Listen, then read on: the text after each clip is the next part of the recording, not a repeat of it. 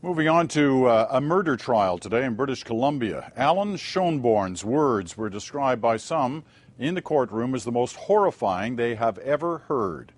The British Columbia man testified in court describing to a judge in graphic detail why he killed his 3 young children and how. The CBC's Chris Brown is covering the trial. It is rare enough for an accused murderer to admit his crimes in the witness box, but today Allan Schoenborn went a horrible step further, taking a Kamloops court through the gruesome, heartbreaking story of how and why he killed his 3 children.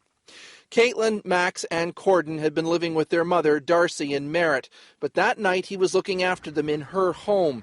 She had told him over the phone that their on-off 15-year relationship was finally over. As the children slept, Schoenborn told the court he hugged Max and said he smelled semen in his hair, confirming his long-held paranoia that his children were being abused. After smelling Maxie, I came to the realization this wasn't in my head, he said. I did it for the right reasons. I did it for them. I gave my children up to be in a better place.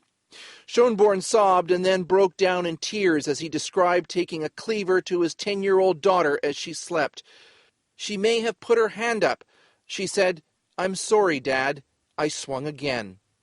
He killed 5-year-old Corden next, smothering him with a pillow because he thought it would be quicker. And then finally he says he took a plastic bag and put it over 8-year-old Max, telling him, "Shh, shh," as the little boy struggled.